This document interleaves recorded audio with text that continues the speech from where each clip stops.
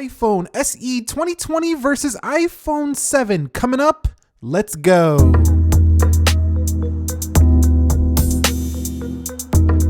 Well. 2016's flagship iPhone, the iPhone 7 versus SE 2020. Let's begin with a boot up in 3, 2, 1 and see which one can get there first. Now, keep in mind that the iPhone 7 does have the Apple A10 Fusion coupled with 2 gigs of RAM. Over here on the left, we have the A13 Bionic coupled with 3 GBs of RAM. Both of these are across a 4.7-inch display that looks nearly identical. So you can see the iPhone 7 boots up first, and I tried this a couple times before doing this video, did it every time. So yeah, the iPhone 7 with the win on the boot up. Okay, so both of these do have Touch ID scanners. So let's see which one is quicker. 3, 2, 1. You can see basically identical speed. Let's do that again. 3, 2, 1.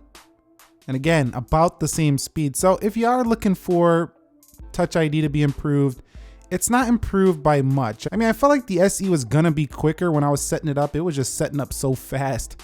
But now that I'm looking at it, this and the iPhone 8 from the past video, maybe a hair, but it doesn't seem like it much at all. These are pretty similar scanners when it comes to speed and functionality. Now, looking at their software, I can confirm they are both running iOS 13.4.1, so the latest official version as of the recording of this video. Okay guys, so here we are. Everything is closed out for the app test. We'll begin with Clock.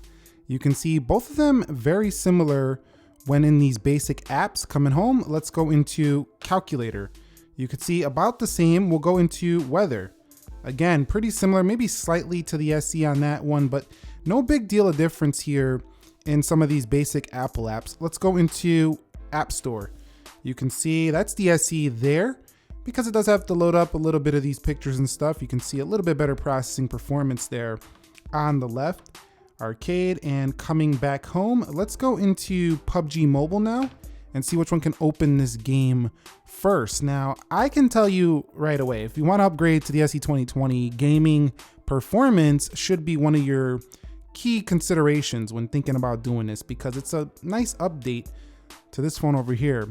You can see it loaded the game way faster there on the SE of 2020, and now that we're matching up, how will they perform here? Looking pretty close so far.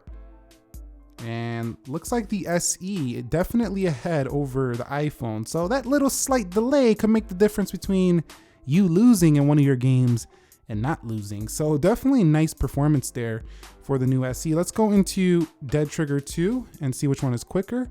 This opens first again on the left. We'll hit play. And so the A10 Fusion to the A13 is a nice jump. You can see a little bit there, not a big deal of difference, but I will tell you one thing I'm noticing so far. The SE doesn't get nearly as hot and doesn't drain nearly as much battery when using games on this phone. And so let's go to Instagram. And you can see that looks like the SE had that. We'll go to the profile page.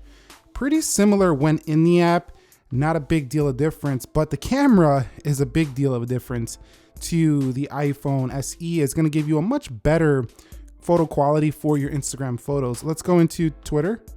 You can see Twitter does open first there on the left. We'll go to my profile page, and pretty similar on both. So social media shouldn't be a big difference, but the SE does fly through most apps a little bit snappier than the iPhone 7. They're pretty close there on eBay. We'll come home, we'll go into Amazon, and you can see iPhone 7 with the win there, showing that why it might be a good idea to invest in an iPhone. They do hold their performance really well over the long term. Pretty similar there in iMovie. We'll go to Geekbench.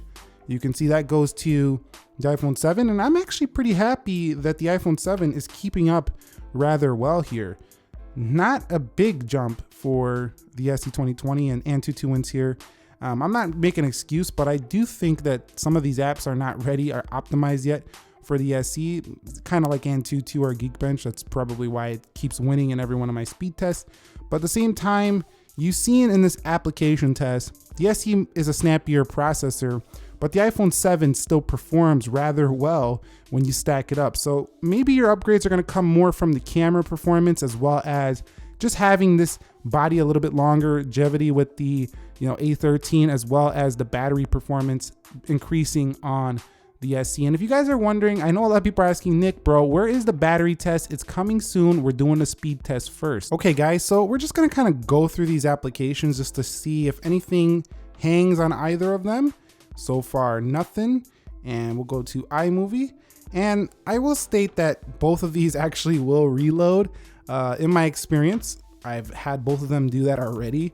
So neither one of these are perfect when it comes to holding, when you got 3 and 2 gigs of RAM, you're just gonna have that happen. But I will state there is no Android phone that can even come close. Did I say phone? Phone that can even come close to competing with, this type of optimization with this low of RAM. You put 2 or 3 gigs of RAM in an Android phone, goodbye. That phone's gonna be laggy as ever. Let's go into App Store.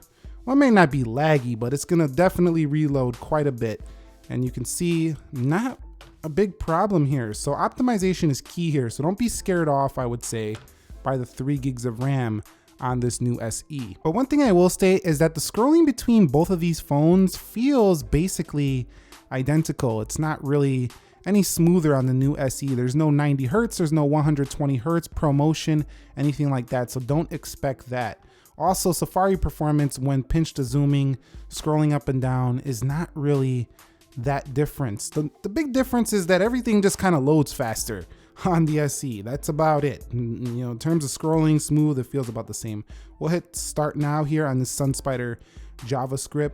Also, within the browser, you're gonna get much faster browsing performance for this newer SE, which keeps it in line with the newer devices. You can see right there, the final scores right there, just not even close. It's a blow-away victory for the SE. Okay guys, so we're in iMovie now. Both these clips are around 1 minute and 40 seconds on both. So we're gonna go ahead and save them out to see which one can complete this process a little bit faster. Is it gonna be the iPhone 7 or the iPhone SE? Let's go to save video and see which one can do this faster in 4K, 3, 2, 1.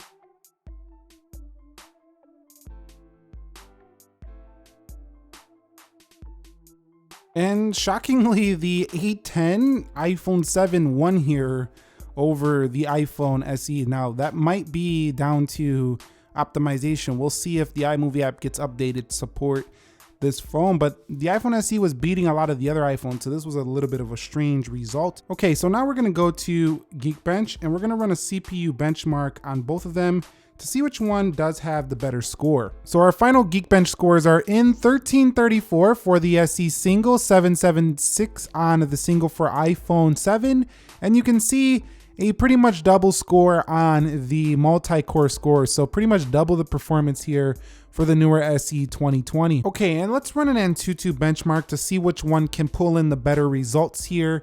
Now, keep in mind, the iPhone 7 has been doing quite well in this test until we got to Geekbench.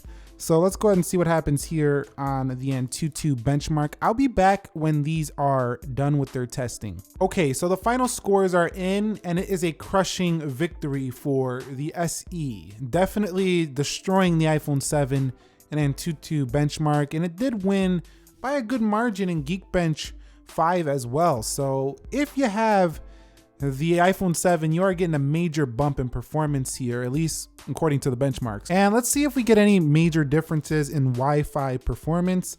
So we're gonna go to the same servers here in just a second. And essentially what we're looking for is just to see if we get any better download, upload speeds here. So we'll go with the SE here and we'll see what it pulls in. I'll be back when it's done doing this test. And we got 239 megabytes down, 11.8 up. Now we'll do the iPhone 7 and see what we get here on its download and its upload speeds. I'll be back when the iPhone 7 is also done. And our Wi-Fi performance test shows that they have both very good Wi-Fi performance. So I got basically identical results here on speedtest.net on the same exact server. However, you should get great Wi-Fi performance here with the Wi-Fi 6 chip in the SE, and the iPhone 7 did very well in this test. But should you upgrade to the iPhone SE? Well, that just comes down to if you really loved your 7 and you just want something more modern, but you don't really want change. The SE is not gonna be a big change. It's gonna be enough of a change to keep you on your favorite design. that much longer. I will be covering these in a full comparison though, breaking down the details. So be subscribed for that if you want to see the full comparison between iPhone 7 and SE. Thumbs up if you enjoyed it. Stay safe, stay well out there. I will catch you all in the next episode. Be sure to be well. Nick here. Peace.